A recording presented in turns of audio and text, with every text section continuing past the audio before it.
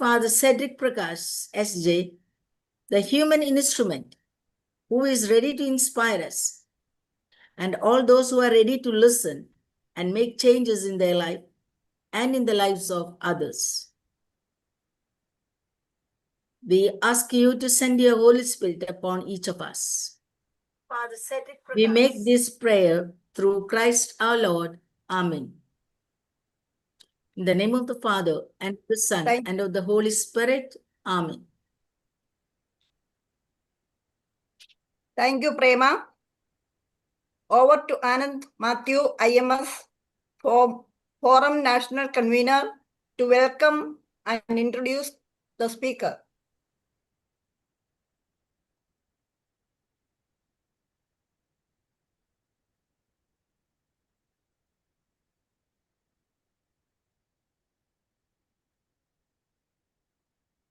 Anand.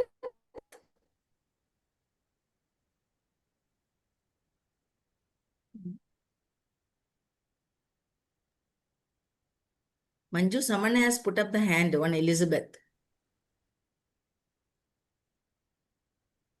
Anand, are you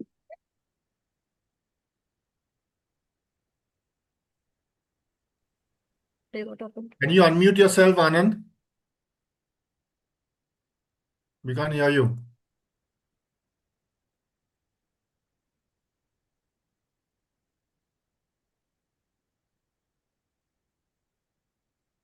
Anand, are you here? No, he's not here. He's not here. He's not here. Okay. Emma, just give him a call, please. He was here actually. Yeah, it's okay. Manju, let's continue. His mobile is switched off. Okay, Anand will come later and welcome. Now we invite Cedric Prakash for the presentation. You have 25 minutes. After that, 5 minutes for clarification. Over to you, Father Cedric. Yeah. Okay. Can I be seen? Yes, Yeah. yes. Brother. Yeah, yeah. Everything's Okay. fine. So, and I can be heard, I suppose. Perfect, Thank you perfect. very much. Anand, who is introducing me in absentia. Thank you, Brother Sunil, Sister Manju, Sister Prema, Sister Nirmalini, the Superior General of the Apostolic Council, and also the President of the Women CRI of India, and others concerned. It's good to be here today, and we all see that this Zoom session is full to its capacity of 500, and hopefully many others are watching it live stream on YouTube. Thank you for taking your time out to be able to listen to me. I'm going to speak about this latest encyclical, which was released to the world on the 25th of May 2026. It was signed on the 15th of May. And in fact, I wanted to speak to it, but then finally, on second thoughts, I decided that the best thing was to do a PowerPoint presentation. So without further ado, I will get into into that.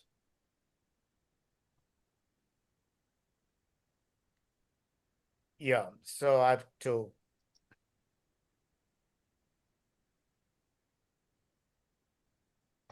Yeah. So Pope Leo released his first encyclical on the 25th of May, as I said. It was a historic occasion, as the Pope personally released Magnifica Humanitas. It was the first time in the history of the Church that the Pope was present for the release of his encyclical. Normally, somebody else releases it. They have a press release. Some cardinals and so on are there. And this time he also called the chairman and president of Anthropic, that is Christopher Olah, who is one of the main designers and founders of artificial intelligence. There is a core message of the encyclical. The basic encyclical to the world is very clear and urgent. Safeguard humanity, choose truth, freedom, dignity, justice, solidarity, and peace. And he very clearly says that in this technological age, we must be human, we must stay human. There are certain fundamentals in the whole encyclical, which he begins right from the start and he gets on till the end. And the fundamentals are, there is the universal destination of goods. That is very clear. There is the need of importance of subsidiarity, of solidarity, of human rights, of social justice, and of peace. So how do we understand this is important. So the encyclical was signed on the 15th of May. That was exactly the anniversary of Pope Leo XIII, very powerful encyclical, Rerum Novarum, of new things on the conditions of labor. Pope Leo XIII was addressing what was happening in the context of the Industrial Revolution. People were becoming cogs in a machine. The Industrial Revolution was taking the place of human competency, of even of human labor. Machines were taking the place of men and women.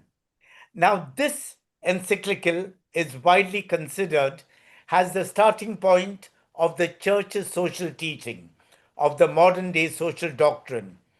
It was the first time, at that time in 1891, that the church had very purposely intervened very systematically in a contemporary socio-economic debate. And this was very clearly to defend the rights and dignity of the workers. When Pope Leo XIV took the name of Leo after he was elected as Pope a little over a year ago, people asked him why. He said, I mean, you don't have to ask this question. Leo XIII gave a certain perspective to the church, to the witnessing value of the church. And I want to continue that in no uncertain terms. And he was then saying a lot. He has his opening words in which he sets his tone and the direction of his entire encyclical. Humanity created by God in all its grandeur is today facing a pivotal choice, either to construct a new Tower of Babel, and we knew in the Old Testament what does the Tower of Babel mean, or to build the city in which God and humanity dwell together. That is important. He's saying, what are we planning to choose? Then he goes on and very, very clearly he speaks about three key things. He says we need to become a people where the dignity of every person is safeguarded, justice is promoted, and fraternity is made possible. Yet, every era, he also says, also runs the risk of creating an inhumane and more unjust world. He's setting the tone and he's asking us, the entire church, especially priests and religious, are we ready to respond to the signs of the times? Magnifica Humanitas has 5 chapters. It has 245 paragraphs. It has, before the 5 chapters, an introduction and a conclusion. These are beautifully interwoven into a rich tapestry of vision, mission, and responding to address the realities of today's world. He frames the whole thing in artificial intelligence, but he's not merely talking about artificial intelligence. He's talking about the breakdown of human rights, of social justice, of peace, the way war, violence, hate has become an increase.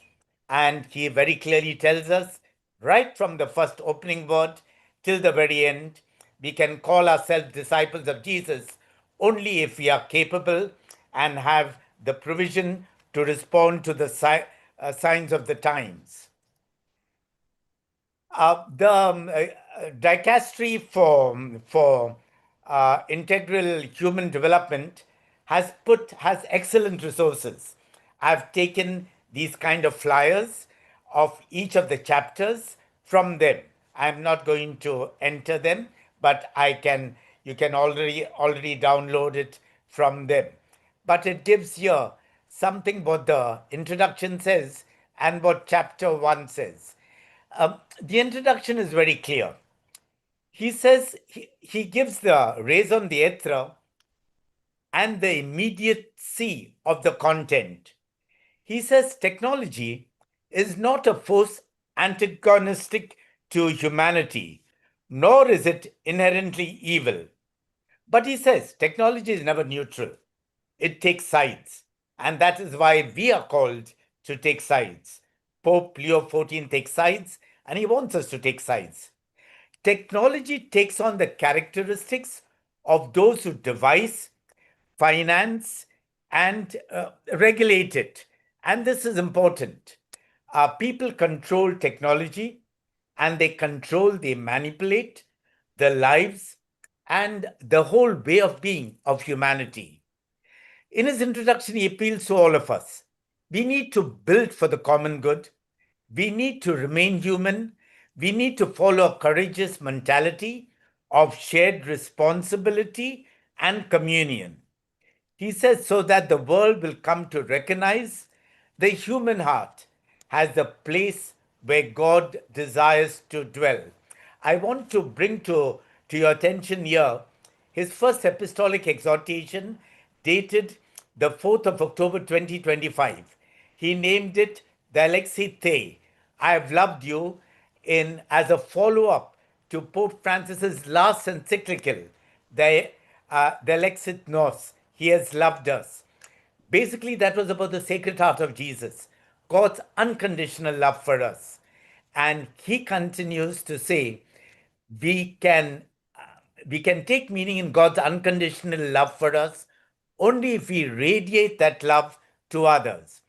To recognize the human heart as the place where God desires to dwell.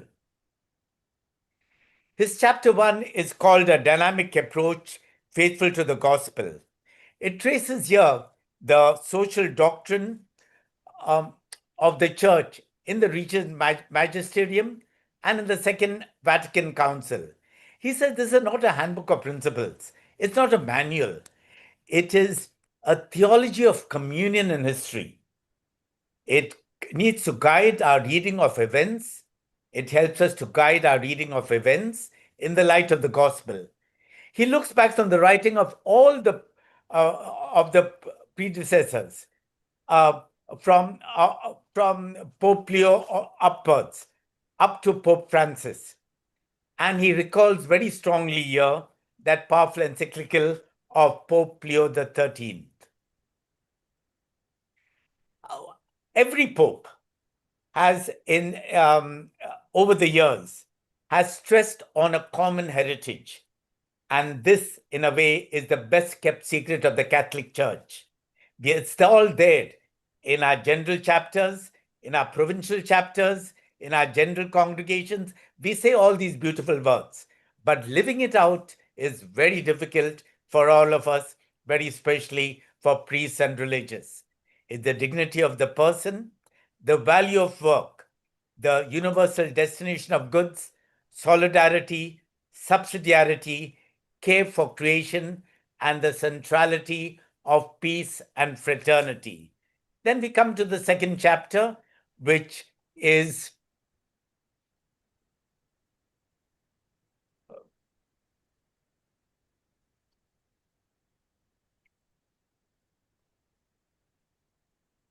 the foundations and principles of the social doctrine of the church. This is very important. He speaks about three key foundations: the dignity of the human person who's created in the image and likeness of God, the inviolability of human rights. Human rights has become bad word for many of us, and we are afraid to stick our necks out, to be visible and vocal. We are all busy safeguarding our properties and our professions, our institutions. The recognition of the rights of minorities with particular attention to women. He's naming women. He has named women, great women through the centuries, including Mother Teresa, and also he has named Benazir Bhutto. There are certain principles which he says are there in the church's social teaching: the common good, the universal destination of goods, subsidiarity, solidarity, and social justice. All this may sound repetitive, but Pope Leo is being repetitive from the beginning of his encyclical right up till the end. He says, until we internalize and try to actualize many of this, things will not change in our own lives, in our communities, in our congregations, in the church, and in the world at large. He identifies very specially the migrants, and he says migrants, refugees, displaced persons is a litmus test for social justice. The way we treat migrants, and he's hitting out at powerful nations of the world very clearly, the way they are treating migrants today, and they don't realize that they are migrants. They have gone and invaded. They have taken away the lands from the indigenous peoples of the United States, from the Aborigines of Australia, from the Adivasis of India. And what are we talking about? And then there is, he says, it reveals whether its sense of justice is driven by fear or by the spirit of fraternity. He's saying people are frightened with the outsider. The outsider is not wanted. The outsider is excluded and also exploited. Then he makes an appeal to society to protect the rightful hopes of those who are forced to leave by ensuring them safe and legal routes. Immediately after this, he goes to Spain, he goes to the Canary Islands, and he meets a lot of the migrants, the refugees, the displaced. And he tells Spain, you are one of the countries in the world that has taken a stand for migration for the displaced people. He calls us, my dear sisters and brothers, to make an examination of conscience. He's saying if the church does not make an examination of conscience, and today very few bishops and priests will preach about this. I challenge them to preach about this in the church. And I challenge you all to take it up in your congregations, in your way of proceeding. He's saying these 5 principles of the church's social teaching should be applied not only to society, but to the church herself. We are called to carry out an examination of conscience. We need to live out this justice for purifying ecclesial relationships. And these are very, very strong words and structures from distortions that give rise to inequality, lack of transparency, and abuse of power. He says we need to be listening to victims of spiritual, economic, institutional, sexual, and power-based abuse, as well as abuses of conscience. And we know what is happening, how big files are made on many of us, and how people immediately will run to those who control our lives and destinies because we are afraid we are going to be exposed. Truth, transparency, what is right is taking a back seat. And Pope Leo says this cannot take place any longer. This examen, he says, is an integral part of a journey towards justice, which includes acknowledging the harm done, just reparation, and taking steps to prevent it from happening again. Again, while he was in Spain, he met many of the victims of abuse from within the church. I think this is very important, and we are not paying attention to us. Chapter 3 is about technology and dominance. He speaks about the grandeur of humanity in light of the promises of artificial intelligence. He says many things. Yeah. He talks about the technocratic paradigm and the digital power. He talks about artificial intelligence. He says it's a valuable tool, but it requires vigilance. There is a need for responsibility, transparency, and the governance of AI. What must not be lost, he says, the underlying narratives. He speaks about dehumanization, about transhumanism, posthumanism. These are serious. The limit, the heart, the grandeur of the human person. He says the authentic more than human grace and Christian humanism. He says there are two cities, there are two loves. Whom do we want to choose, God or Mammon? The city of the Tower of Babel, or the city in which God and humanity dwell together? That is important. He uses the word disarmed, and there are whole articles written on this word disarmed. He's saying we must disarm AI. It is like an arms and ammunition, okay, from the military, economic, and cognitive competition. And he explains what it means to disarm, means discrediting the assumption that technical power automatically confers the right to govern. We see it happening in the world today. Today, a lot of the wars, even the killing of innocent people in Iran, even the killing of people in Gaza and Palestine, have been done a lot with artificial intelligence, a lot with drone, which takes away the humanity, even in a bloody thing like war. He makes a critique of transhumanism and posthumanism. He says there are limitations. Human beings have limitations. These are not defects to be eliminated, but a constitutive dimension of the human person. We are human, we are sinful, we make mistakes. We must remember that humanity flourishes not despite limitations, but often through them. He says humanity has grandeur. Humanity is wounded, okay? But this humanity can never be replaced, can never be surpassed. Then we have chapter 4 is about safeguarding humanity at a time of transformation, truth, work, and freedom. And he speaks about truth as a common good, truth and democracy. We see here in our own country how truth has been sacrificed at the altar of fakeism, achedin, of negation, of, and I was there in Delhi with this cockroach party, innocent students protesting against what is happening. And from today, they are going on a hunger strike, many of the students of the JNU. He talks about communication and collective imagination. He talks about an ecology of communication. Look at the communications we are doing. Even in church, our communication is so substandard. Open any of our print magazines done in the church.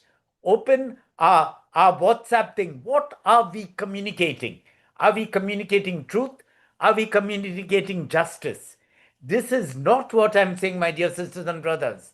This is what Pope Leo is telling us and challenging us. He speaks about the centrality of the schools.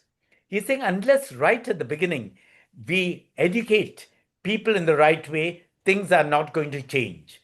There is a dignity of work, he says. And then he's speaking about families.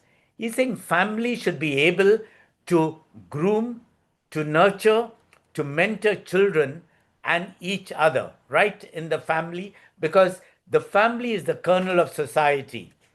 Then he says we need to protect freedom. Freedom is important against dependencies and commercialization. We have to break the chains of new forms of slavery. We have a shared responsibility. He speaks about a lot of on slavery. He says today artificial intelligence is enslaving us. He says we are scarred, injured, and worn down. And there are people who are there in working for rare earth elements, whose life has been destroyed. Here in Surat, a lot of those who were cutting diamonds, poor Adivasis, have lost their lives. Those are working in our collieries, in our coal mines, in our coal fields, have destroyed their lives. Okay? And the world has said no to fossil fuels, but India continues. The working in rare earths is very dangerous. Who works in them are mainly the poor people, and they are enslaved. He says the church renews a firm condemnation of every form of slavery, including human trafficking and the commodification of persons. He says not to react or to tolerate grave violations of human dignity means becoming an accomplice. Our silence makes us an accomplice to these terrible crimes against humanity. He asked for forgiveness. He's saying during colonial times there was lots of slavery, and the church took part in it. He says, but the church has not come fully to condemn it. There's been tokenism. There's been cosmetic said, oh, it should not have been done. But now, for the first time in the history of the church, post colonial history, where the so called Christian and the Catholic people went and enslaved and looted and raped people in different countries across the world, here is a Pope who is saying, I am sorry. Forgive me, forgive the church, forgive those who have committed these crimes against humanity. Even the Europeans who invaded the United States and who now try to say that we are the Americans are the ones who have created serious problems to the world. They have taken the land and property from the indigenous people there. And so is the people who have invaded India from the Hind Kush mountains. Read Romila Thappar's book on ancient Indian civilization and how we were basically an indigenous people, mainly people of the Dravidian culture. There is this final chapter. He says there is a culture of power and the civilization of love. And he does a comparison. He's saying the culture of war says the normalization of war. Everyone feels war is okay. Killing of the Palestinians or killing of the Iranians is okay. And there are Catholics, even fathers and sisters and bishops, who are legitimizing this, which is sin, which is wrong. Okay, there is nothing like a just war. What is happening against Iran, what is happening against the people of Palestine is wrong and should be condemned. And Pope Leo, and before that Pope Francis, has condemned this in any amount of times. He's saying there is force without limits. The marriage between weapons and artificial intelligence. There is a crisis of multilateralism, and there is a supposed political realism. On the other hand, he says, we have to build the civilization of love, and we can all do our part. And we need to disarm words. Here I will put it again. He says there are 5 paths towards daily and public responsibility. By disarming words, by speaking truth, can we stand up for truth and justice visibly and vocally? It'll cost us. It'll cost us our properties. It'll cost us our money. It'll cost us everything. It was not without reason that Jesus was born in a stable and died naked on the cross. You know, institution is not part of our way of proceeding, either as religious or as priest. It is a movement, and Jesus showed this in his public ministry. We need to build peace through justice. We need to adopt the perspective of victims to take a stand, because there are conflicts in which it is unjust to remain neutral. He said we have to take sides. You cannot say it's okay, it does not concern me, and this is what we are doing. And we are in our comfort zones, my dear sisters and brothers. When are we going to wake up, get out on the streets, and say that's where we belong? We need to cultivate a healthy realism. that seeks practical parts of peace through deeds, not only words. Here he's using something, I'm not sure how many Jesuits there are in this, but this is what St. Ignatius of Loyola, in his final contemplation to obtain the gift of love, he's saying love is manifested in deeds, not in words. And he says we need to revive dialogue. He says from a culture of power to culture of negotiation, we need to talk. But we cannot talk if you're not able to listen to each other. And he says no one can use God to legitimize violence or hate or terrorism. There are powerful so-called Christians who are using the name of God today. Then finally makes an exhortation to pray, since peace comes above all from God. Here's a conclusion. Here's a very meaningful conclusion, and he points to the road ahead. The Word became flesh. We are all one body in Christ.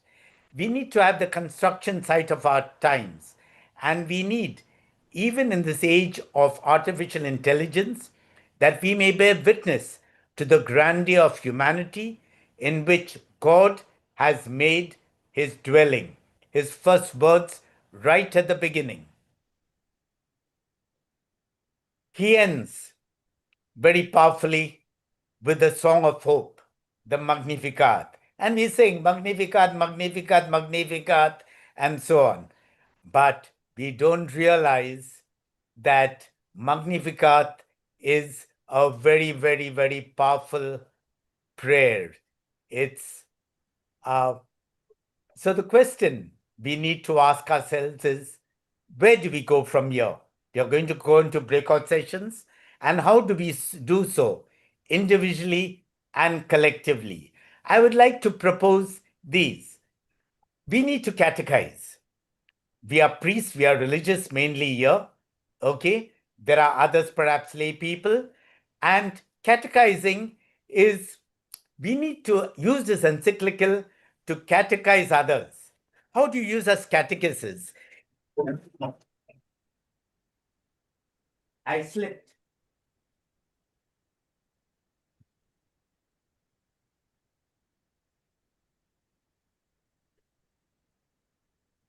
Cedric? Sorry, Yeah, go ahead. I just slipped. I was standing up. Can you hear me? How do you use Yeah, it yeah. to catechize others? Okay, that is, he makes it very clear, and he gives us a blueprint for authentic Christian witness and discipleship for our times.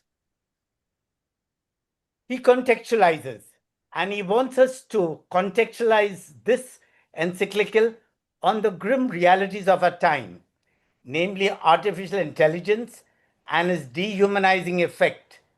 There is the magnificence of humanity, okay, and we are called to do likewise. There are challenges which he's giving us, and that is important. What are the challenges which we need to take forward? The challenges are the Tower of Babel or the City of God, the culture of power or the civilization of love. Are we for war or for peace, for dehumanization or the grandeur of humanity? He calls each one of us for a commitment. Okay? We are called to make a commitment. Read, study, and reflect on the encyclical in entirety. I've not attempted to summarize. I was trying to give just the context, the challenges, and the commitment. And we have to let each one of us get a copy of this encyclical. This is from done by the CBSI. It cannot be seen properly because I'm on a different mode, and it is available at Asian Trading Corporation, and St. Paul's has done it too. We need to read, study, and reflect on it in its entirety. Make notes on it. Let each one have we spend lots of money on many things, but not on this. We'll buy a copy of the book, put plastic paper, put it in the showcase of our community library, lock up the key, and very often keep the keys under the mattress of the superior. Okay, this has to be made out. We have to pray and discern over it. We need to discuss and debate about it. Organize public meetings, seminars. We need to preach. Ask the Father. Now, suddenly Vatican says lay people and sisters cannot preach. Don't let the Mass get over and then say, Father, I want to give a talk to the laity, especially the sisters. Make a reel on it. Make a YouTube on it. Internalize it and actualize it in our daily lives. Ultimately, there is the canticle. And the canticle, the Magnificat, is He has cast down the mighty, He has sent the rich empty. Like Mary, who belonged to the Anavim, we are called to write, sing, and live our canticle. The Magnificat is a prayer of praise, of protest, of petition, and of promise. Can it become our song of hope today? It's a question, my dear sisters and brothers. It's not blowing in the wind, but is living in our hearts, in our lives today. Do we want to be able to respond to the great challenge which Pope Leo XIV has left each one of us today? Thank you very much. Thank you very much, Father Cedric Prakash, for that excellent presentation. And you kept the time to the perfect minute, perfect second. Thanks a lot. So we have 5 minutes, only very focused questions or interventions. Put up your hand if anybody wants to say anything. Just be brief. Yeah, just give me 1 second. Yeah.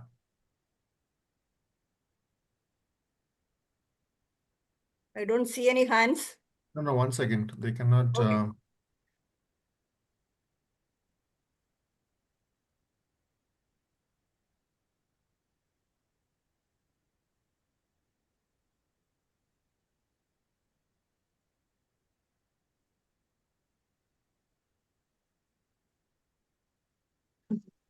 Okay, everybody can unmute yourself. Just try that if you want to speak.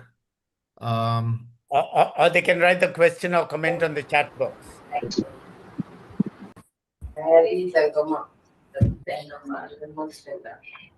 Okay, I suppose a lot of the marketplace talk is also coming in. Yeah, somebody wanted the PPT. You are welcome to share it with others. And I'm also putting both my email and my telephone number here. So I can send it to you directly too. I'm happy to do it. Thank you very much. And most of it I've taken is from the Pope, so it doesn't belong to me actually. But you have summarized or you have not summarized, Yeah. you have already No, I don't focused the intend to. things. I have also written several articles, different versions. In the latest issue of the Magnet, I have written the cover story and also in Indian Currents and several in the New Leader, in many, many Catholic magazines, and also online portals, both in India and abroad.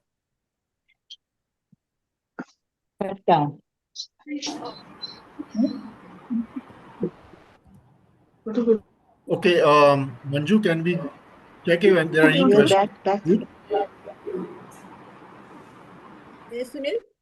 Can we check if there are any questions?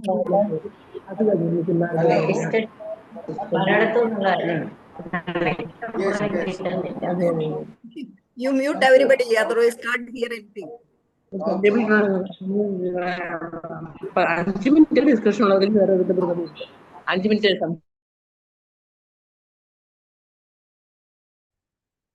Yeah, if you have any questions, maybe you would like to put them in the chat box, please.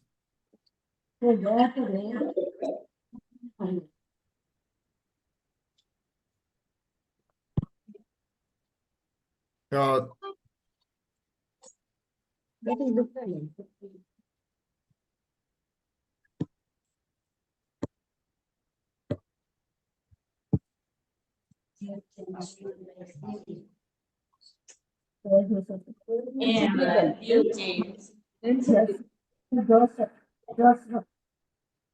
Recording in progress.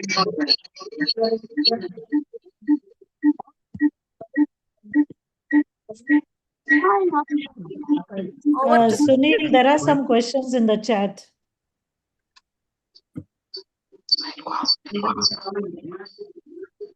One second, just let me turn this thing off because it's too.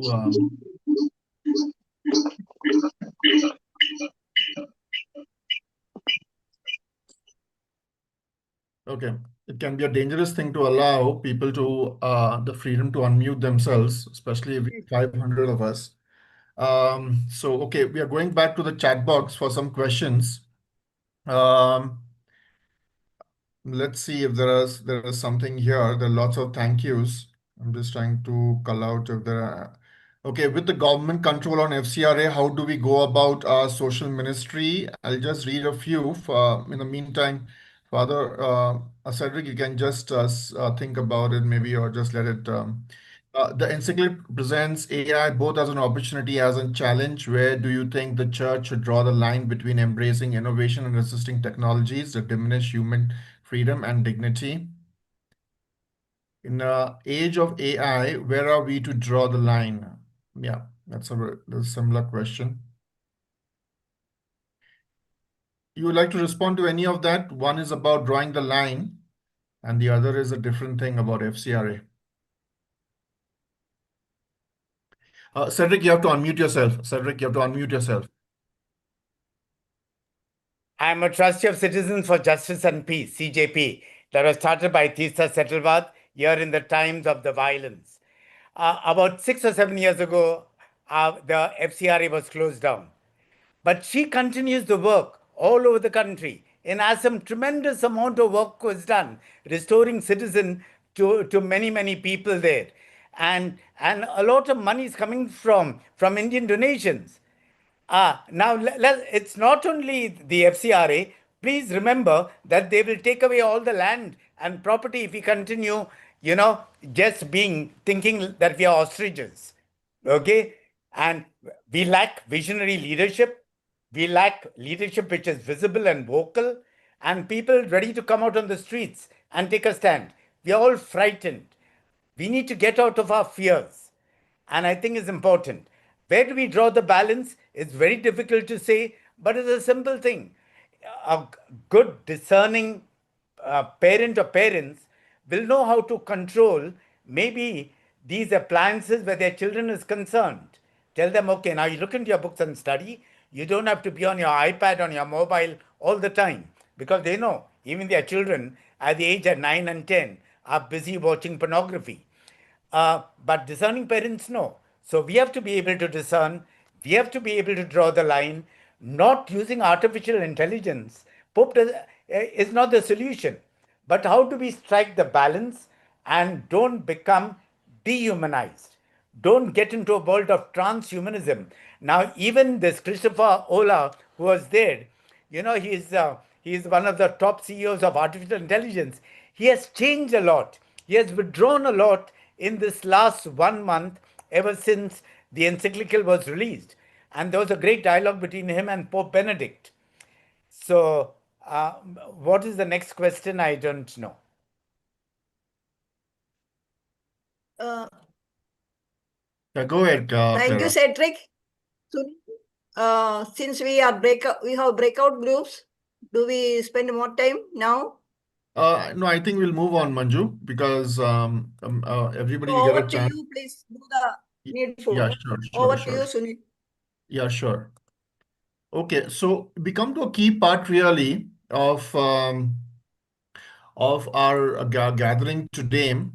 Sometimes we have a mindset of just having listening to something and then going back to our lives. But what we need to do is to internalize what we've just heard and internalize with each other. We call that community, really.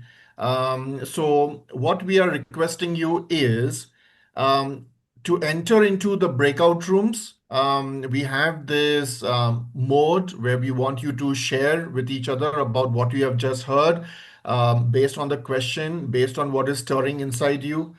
Um, you could introduce, when you go into your breakout rooms, what you really need to do is introduce yourselves, whoever's there, have a round of introduction. The secretary can take notes. I mean, can take mental notes also. You don't have to take pen and paper notes.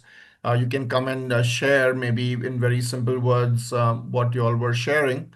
The key question is, it's just one question, and it goes like this, and you can see it over there, and I put it also sometime back in the chat. How can or how should we internalize and live Magnifica Humanitas individually and in our community?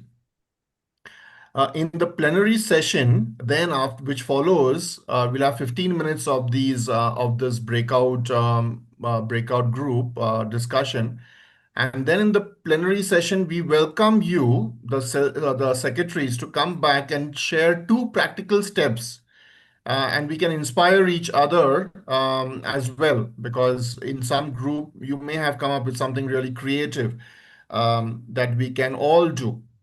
So we would be very curious to know what you come up with. So some technical points. So you will get now a message. Message will be to join the room. And when it appears, please accept that and join the room. Click on join room. Automatically, you will come back here into the big group after 15 minutes.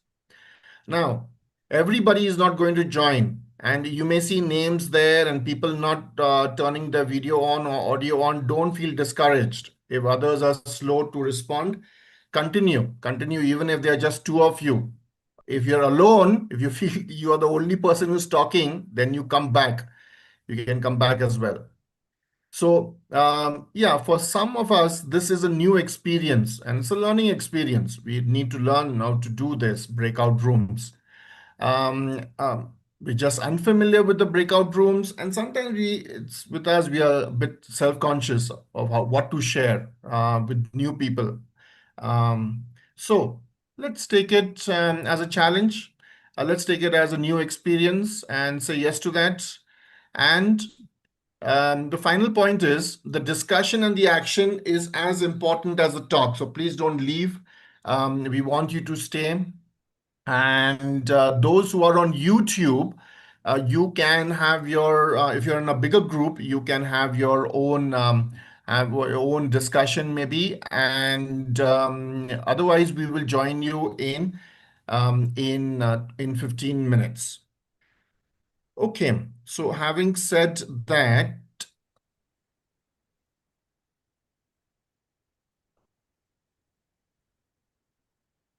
we are ready to open the breakout rooms, and we are requesting everybody to go into the rooms and have a sharing.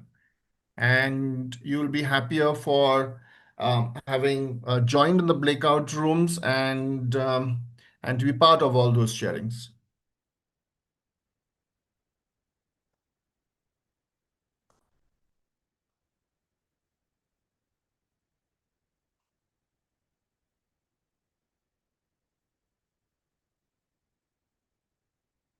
So you will see sometime now a message coming to you, join a particular breakout room, join that group. There are other people, like-minded people who have come to this webinar and have a sharing.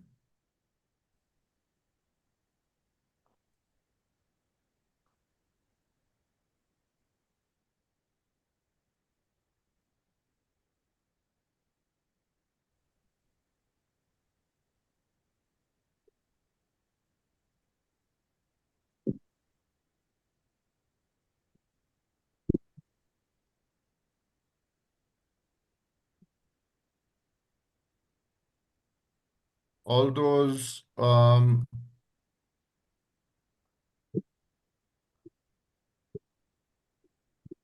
are here, you'll be also assigned a breakout room in a while. You may have joined a little late, and that's why you have not got into a breakout room.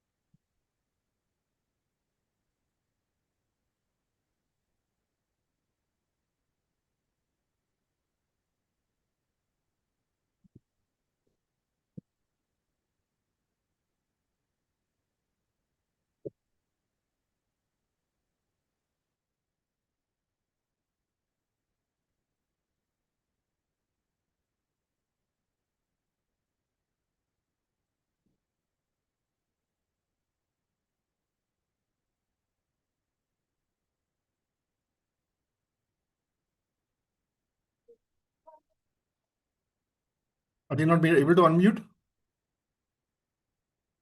They should be in the breakout room. There should not be any problem. No. Can you unmute?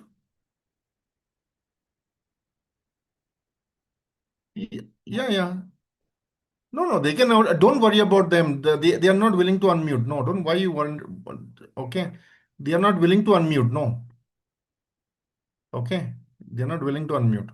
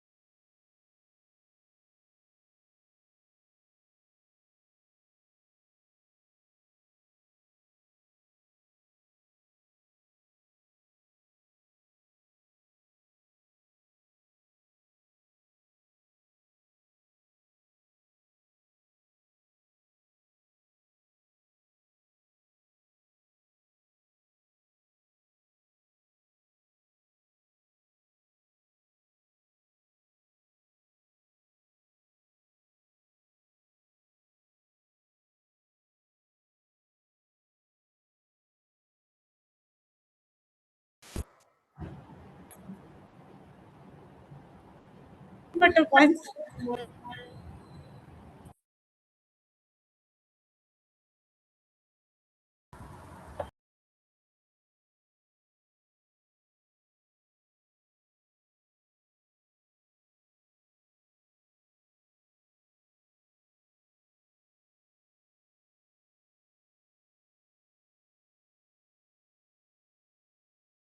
Thank you very much.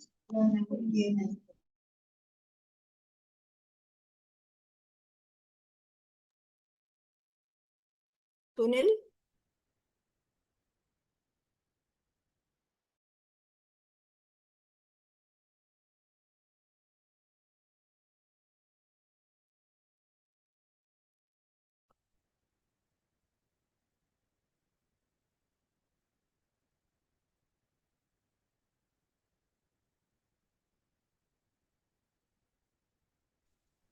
No sound.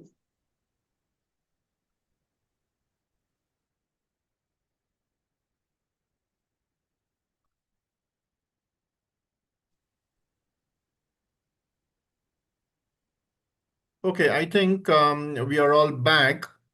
We would like to hear from the group as to what was shared and what you heard from the group, etc.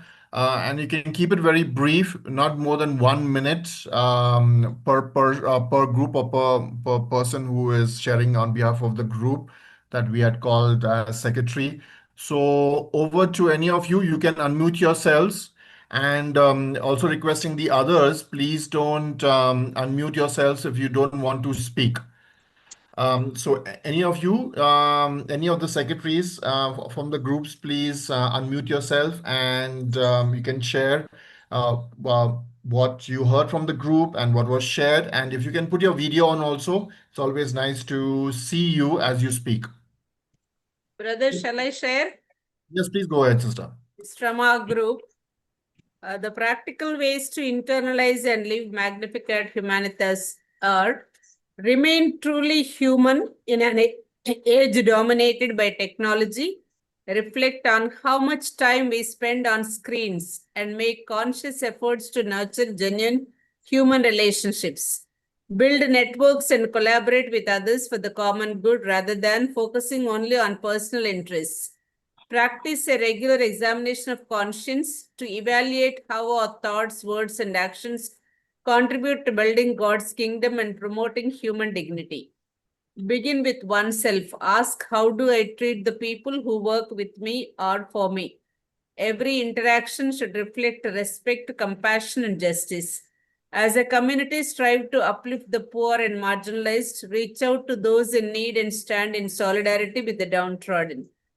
Listen with your heart. Give every person the opportunity to be heard with empathy and genuine concern.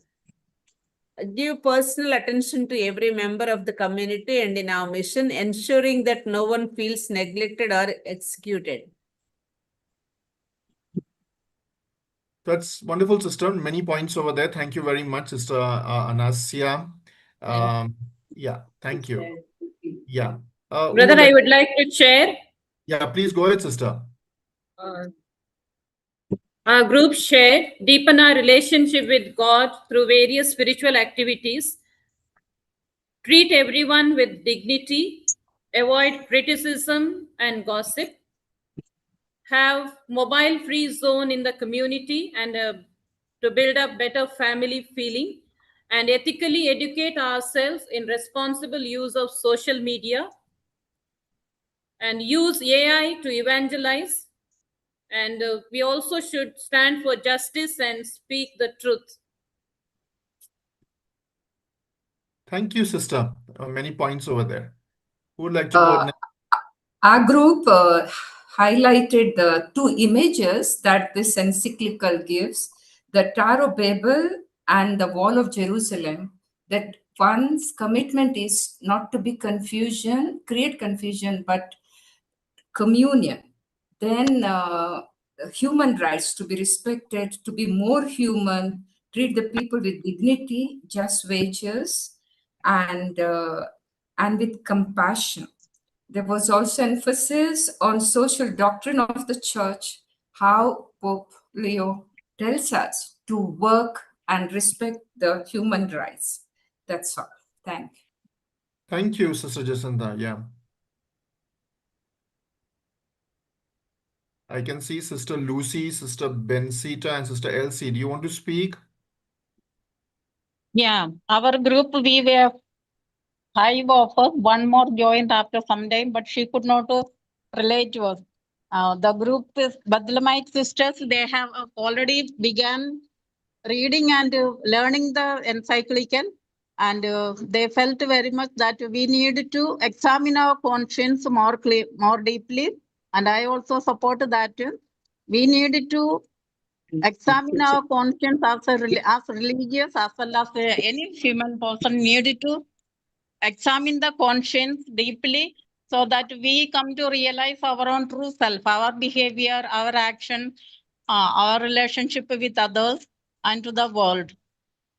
In this, what is more important is, as Jesus had taught in the Bible, love yourself and love your neighbor as yourself.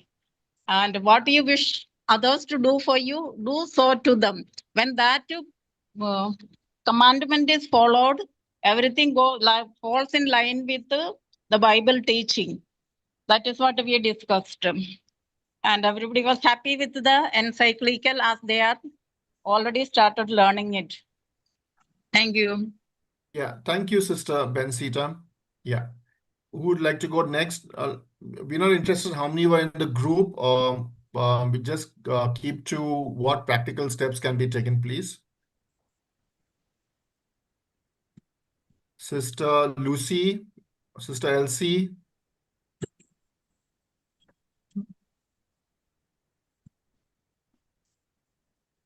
The rest, you can unmute yourselves. And can you share from what was shared in your group about practical actions we can take?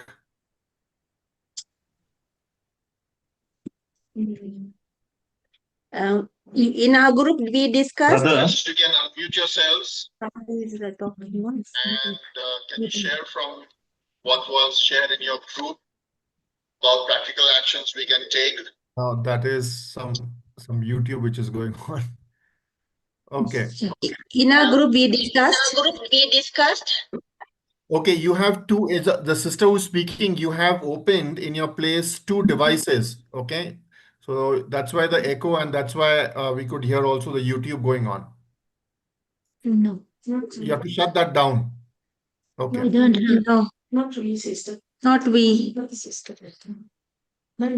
Somebody else, a man was talking. In our Okay.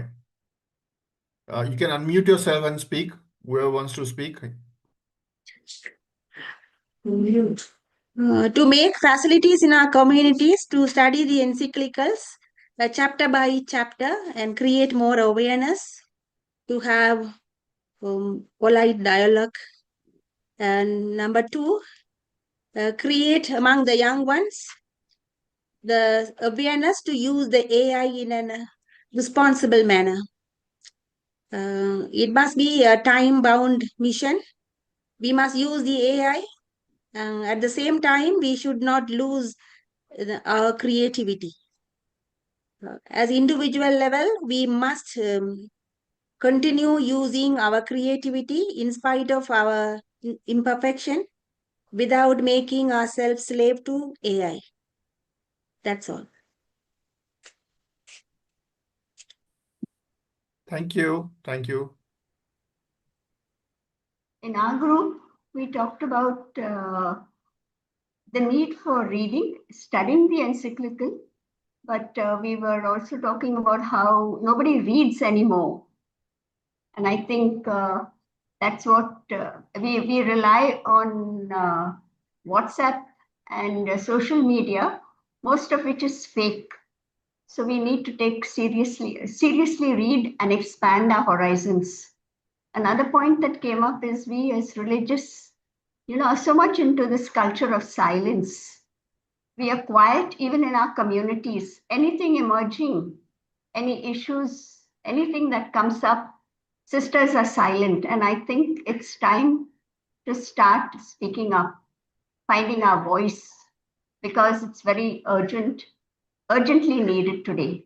That's something we need to educate ourselves to bring in to counter this culture of silence that has been part of our lives all along. Thank you. Thank you, sister. It's wonderful. A wonderful reminder, especially for us to read and for us to speak. Anyone else? Please unmute yourself if you would like to speak.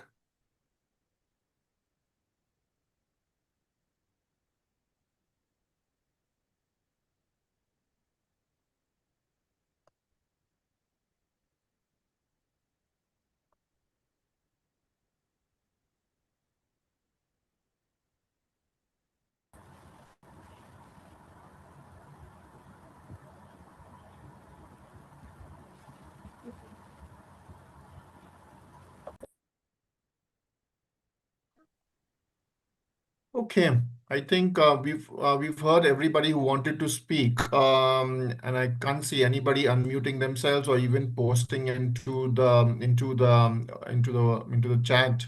So we'll move forward.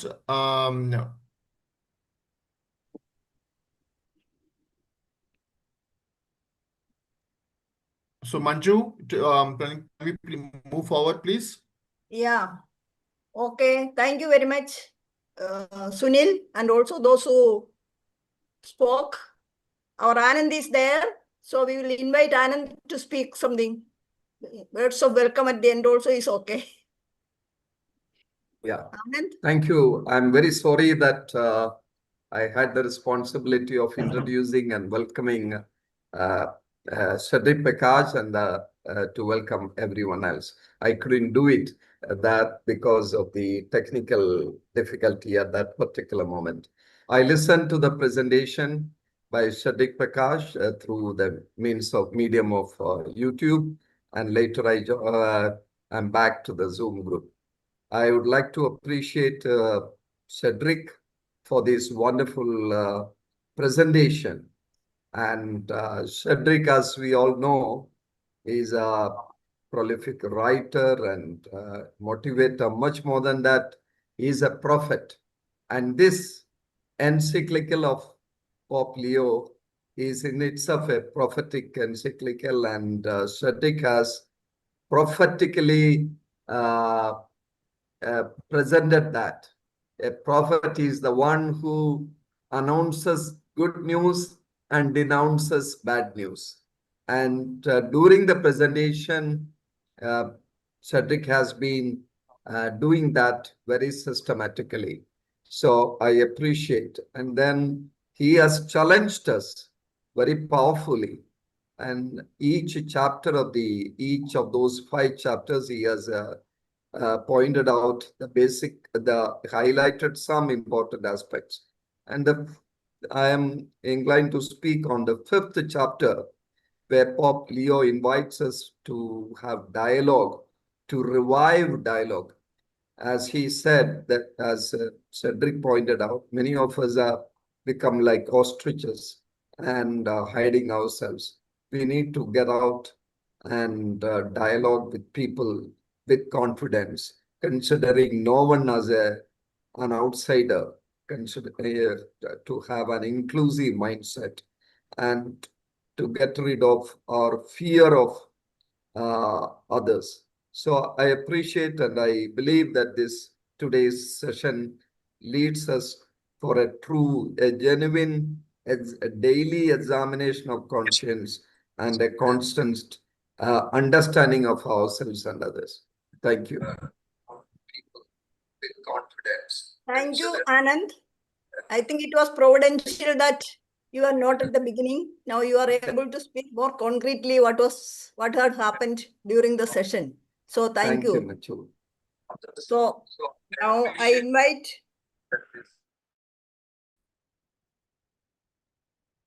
Manju, unmute, please. Unmute. Yeah. you didn't hear about what I said about Anand? Yeah. Yeah, we heard. Oh, now I invite Nirmalini, Sister Nirmalini, CRI Women's Section President, for concluding remarks. Yeah. Good evening and thank you, Manju. Thank you, Brother Sunil. And I see also the National Secretary of CRI, Sister Vinita, here. I think what I would like to say would be some kind of repetition, but it is a great initiative that so many of us could take time off on a Sunday, which we would like to do some other things. But the very fact that such large numbers were present today is a great step forward. And Father Cedric, we all know him very well. And Father Anand already said, Cedric is like John the Baptist crying in the wilderness. He will not only say nice things, but thank you, Cedric, for challenging us. In conclusion, I want to say that this is not a one-time encyclical. It needs a lot more time on our part as individuals as well as community to read, to reflect, to share, because it is inviting us for a shared mission and a shared vision. You can also see that Pope Leo is continuing with the elements of synodality, speaking about shared vision, talking about subsidiarity, solidarity. And I also was very happy to be in the breakaway room. So Sunil, I want to congratulate you because we are not used to these break rooms, but you did it very well. And it was great listening to one another, as listening is so much part of synodality. Where we would like to go, I like the questions at the end, the challenging questions. And as someone who is also very involved in lots of things, I want to say that we can no longer work in silos. And you look at the power that we have. The underlying invitation is for humanness. We are in touch with our humanity. We will be led to pay attention to the realities around us, to listen to the cry of the poor as well as the cry of the earth. And this encyclical could not have come at a better time than what we are going through. Let's not be bothered too much about FCRA. Yes, it's easy for me to say, but as a leader of the congregation, I know what I'm saying. Because there are many more things beyond FCRA. There is accompaniment of communities towards an examination of conscience. How do we take this forward? How do we begin? Charity begins at home. How do we begin in our communities? How do we see this encyclical as becoming part of our lives, part of our institutions? How do we share with the younger generation? You know, there is a lot of reflection that can go on in this, but it's not all so gory and sad, but it's also very hopeful. It invites us to go into a journey with a lot of hope. The very fact that we have come together means we are interested for a shared mission and a shared vision. And I think we need to do this more, but to clearly understand that we cannot walk this journey alone. We need to network, to collaborate. And let's not be afraid, brothers and sisters. Let's not be afraid. Let not fear grip us. But let's hold hands, walk this journey together, and see how we can build a kingdom where God and humanity dwells together. I think the introduction to this encyclical, as Father Cedric shared, is so very powerful, where God and humanity dwell together. Everything is centered around our being human and our humanness, from where flows mercy, compassion, love, kindness. You can name a whole lot of things. But it's the humanity where we let God come and dwell with us. So thank you very much for this evening. Very enlightening, very prophetic, and invites us for deeper reflection. Thank you, Brother Sunil, and thank you, Manju, and thank you, Father Cedric. Thank you very much, Sister Nirmalini. Now I invite Sister Rosalind SCN to propose the vote of thanks. Thank you, Manju. First of all, I would like to thank Father Cedric for enlightening us on this encyclical Magnifica Humanitas on safeguarding the human person in the age of AI. As AI reshapes the society at an unprecedented speed. Father Cedric, you have explained very well how technology meant to serve the humanity can have its adverse effect on us, on human person. Thank you for dwelling on the core of the encyclical, which you mentioned as truth, freedom, dignity, solidarity, and peace.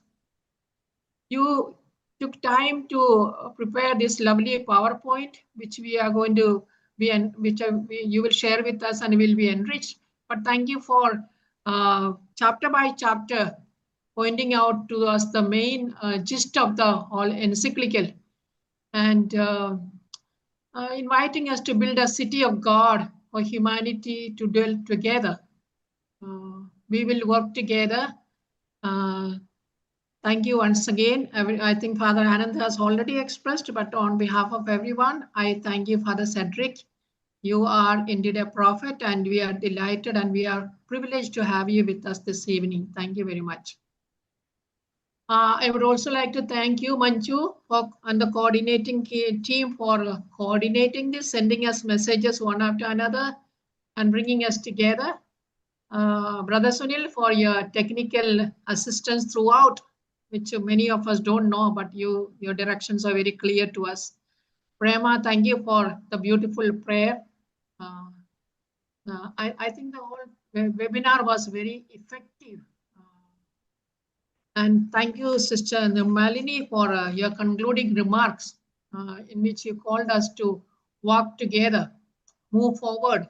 And this is not a one-time encyclical, but it's a journey which we will be walking together. And not to, like Jesus, you told us not to fear about other things, but to be on the path where we are meant to be. Inviting us to go this journey together, collaborating with each other, holding hands with each other, and to build a human world. I think altogether this all input as well as the sharing by the sisters, everything really bring us very closer to home and to this encyclical. And I just feel like, if Cedric, this was only an appetizer you offered us. We will definitely want to enter into it much deeply, and I'm sure everyone and every community will do that. Thank you once again.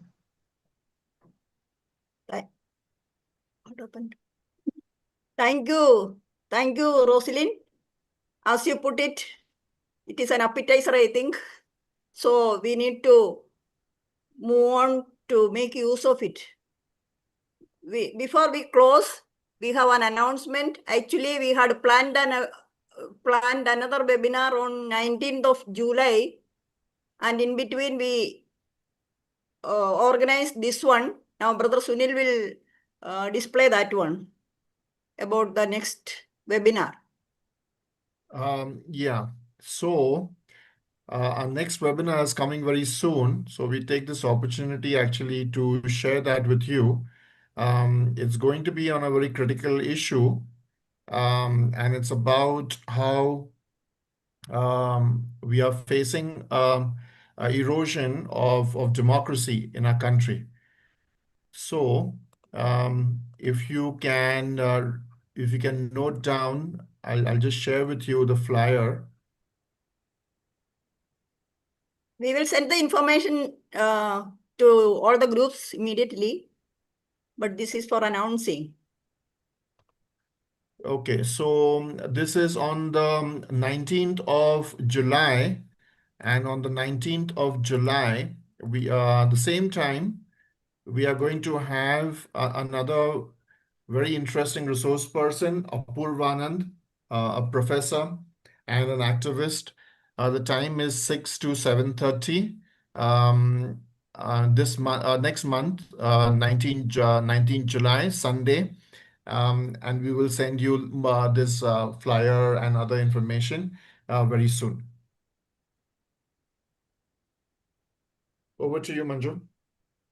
So thanks to each one of you for being present. It was really so encouraging that so many joined.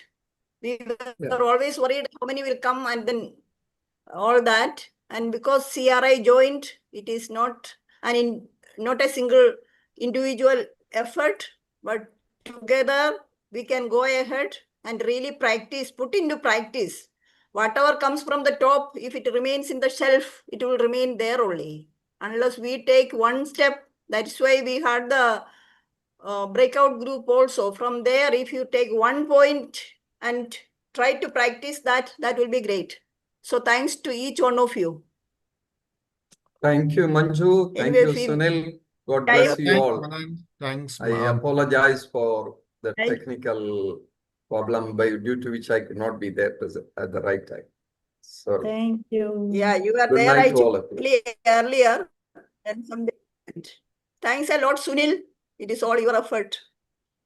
Yeah, no, we are in it together. So, Cedric, are you there? I Yes. think he may have left. He may have left. No, I'm he here is very here. much. Okay. Good. Any concluding this as you heard all the people speaking? Anything you would No, it's very good. I found it very useful, but definitely, as Rosalind said, it's an appetizer. I sincerely hope that people have a personal copy of it. Mark, I have all colored mark in this book with flyers and stickers and so on, and make it and have community discussions. Even Sister Nirmalani has spoken about it. Have it. You don't have to have outsiders. Have what can you be doing practically in community, in the congregation, in the church. Announce it. Organize a seminar in your parish. Say you want to organize it. Doesn't matter which congregation, and have it for the laity. This has a Jesuit has written. It's my article in the magnet, the cover article, Pete Henriette and company from the Jesuit Center of Concern, many years ago, about 40 years ago, wrote a book. The best kept secret of the Catholic Church is the Church's social doctrine. And why has Pope Leo taken all the trouble to try to get the social doctrine into our way of proceeding? It's a question we need to ask ourselves, I think. And we are fighting shy of it. We are in our comfort zones. Revisit your chapter documents, revisit our congregation documents, and we will change. We should not be afraid. Fear has gripped us, yes. But thank you very much, dear Anand, Manju, Sunil, Sister Nirmalani, Sister Rosaline, and all concerned, Prema, for giving me both the opportunity, privilege, and in fact the joy of speaking to you. I speak with a lot of passion.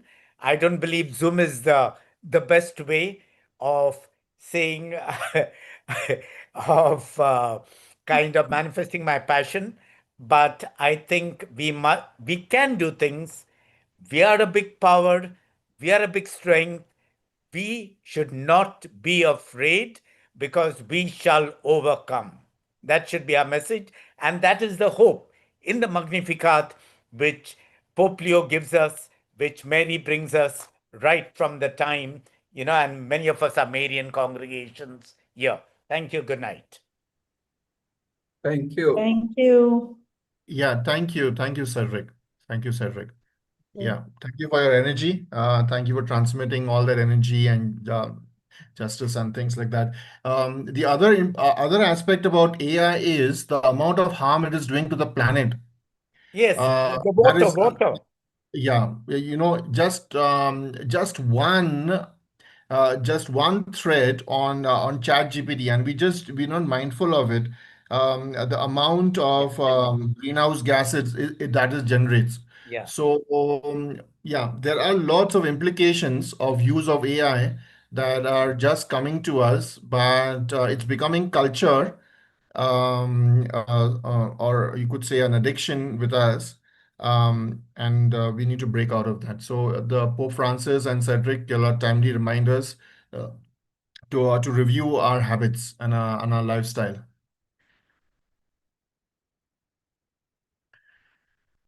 Sister Vinita, you'd like to say something? We've not heard you.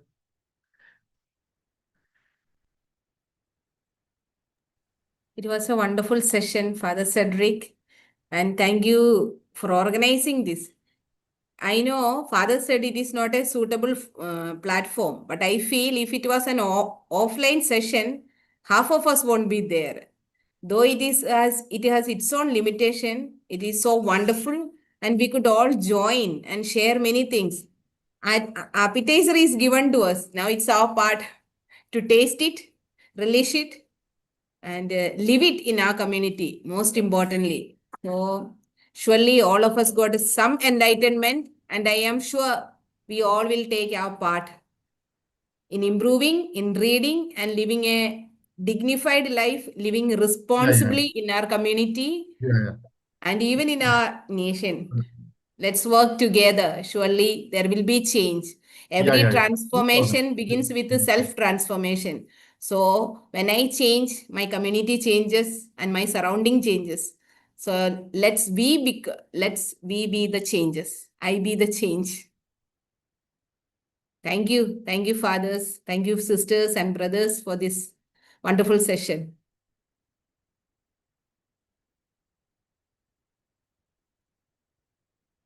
Brother, you are muted. Okay, so we'll call it the day, and thank you very much. We have another very interesting Zoom lineup just a few Sundays from today, so we'll see you on that. And hopefully, we get into this breakout room culture. And these conversations are very, very important. Meeting new people, having conversations, listening, etc. That's the key in the synodal world.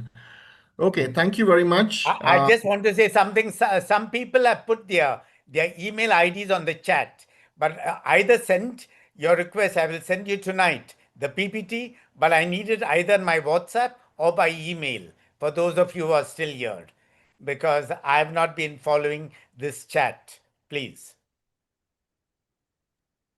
Yeah. Actually, Father, if you are able to share in the WhatsApp, I can share to all the major superiors. No, I'll send it by email to you, Vinita, because it's a heavy thing. It's a heavy file. It's because it's that's the point. Send me your email. My number is there, Vinita, and you can send it to. You can send to any of them, brother or sister. Yes. Otherwise, I can send it to you also. I have your email ID. I read your article yes. in the Magnet. Okay. Yes. Okay. Good. Good, Thank Vinita. you, First time I'm Cedric. seeing you, I think. Yeah, thank you very much. Okay. Bye. Good night. God bless. Bye. Good night, everybody. Thanks, Good night. Sunil. Thanks, Manju, for everything. Yeah. Excellent. Yeah. Keep Thank up the you. good work. God